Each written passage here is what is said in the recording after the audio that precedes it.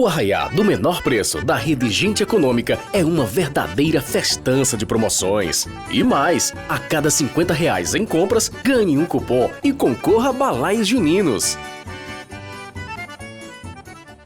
Quarta-feira, dia 12 de junho, hoje a igreja celebra o dia de Santo Onofre, também nossa saudação carinhosa, dia dos namorados, a todos aqueles que já estão se conhecendo em vista de algo duradouro, chamado matrimônio. Por isso vamos meditar o Evangelho de São Mateus, no capítulo 5, versículos 17 a 19. Proclamação do Evangelho de Jesus Cristo, segundo São Mateus, glória a vós, Senhor. Naquele tempo, disse Jesus a seus discípulos: não penseis que vim abolir a lei e os profetas. Não vim para abolir, mas para dar-lhes pleno cumprimento.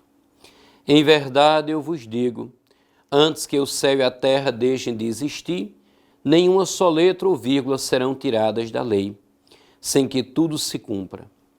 Portanto, quem desobedecerá um destes mandamentos, por menor que seja, e ensinar os outros a fazerem o mesmo, será considerado menor no reino dos céus. Porém, quem os praticar e ensinar, será considerado grande no reino dos céus. Palavra da salvação, glória a vós, Senhor. Não vim para abolir, mas para cumprir. Hoje escutamos do Senhor: não penseis que vim abolir a lei e os profetas. Não vim para abolir, mas para cumprir.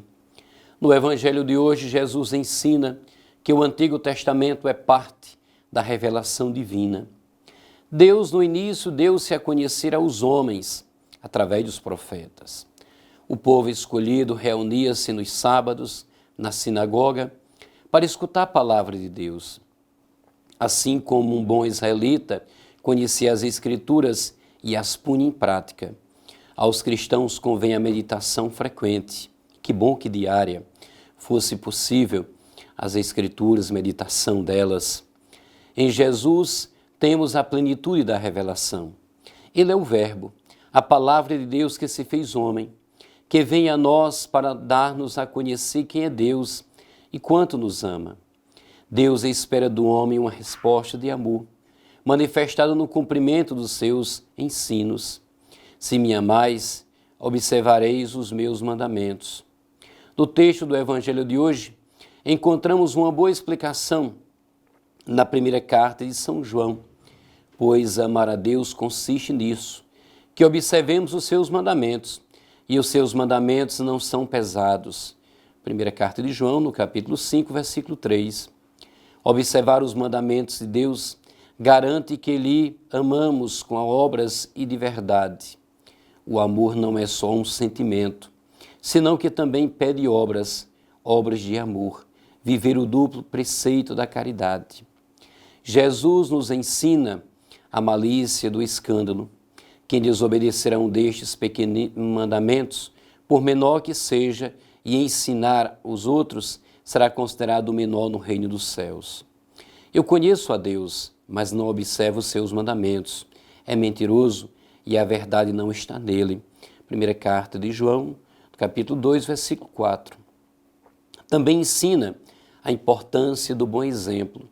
Quem os praticar e ensinar será considerado grande no reino dos céus. O bom exemplo é o primeiro elemento do apostolado cristão.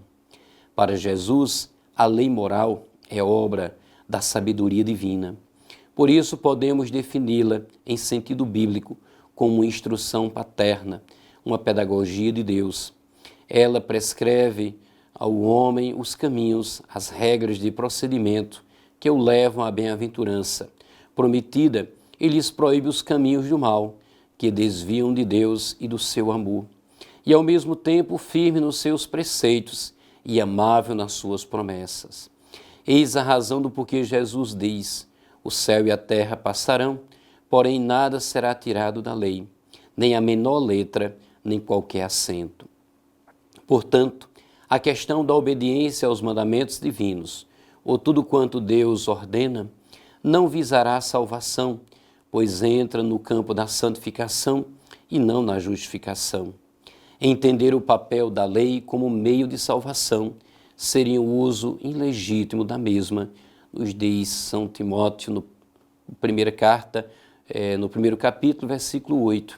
O fracasso espiritual de Israel, que motivou sua rejeição como propriedade de Deus, não estava na lei, que é perfeita, santa, justa, boa, espiritual, prazerosa, mas sim na atitude de autoconfiança do povo quanto às suas possibilidades de obedecê-las plenamente. Por isso é que Jesus, dirigindo-se ao povo, diz: não penseis que eu vim para acabar com a lei de Moisés ou com os ensinamentos dos profetas. Não vim para acabar com eles, mas para dar o seu sentido completo.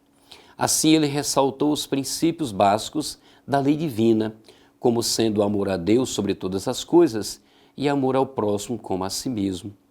Paulo confirma em Romanos capítulo 13, versículo 8 a 10, e ambos estes princípios sempre foram reconhecidos pelos cristãos como a síntese da lei divina, tanto na linha horizontal, ou seja, no amor ao próximo, quanto vertical, o amor para com Deus, do nosso relacionamento. Com uma pouca margem de erro, diria que há preceitos de caráter cerimonial, civil e moral na lei divina, independentemente de ocorrer tal linguagem técnica. Nas páginas bíblicas, falo reconhecido por confissões de fé e autoridade cristã e diferentes confissões do passado e do presente.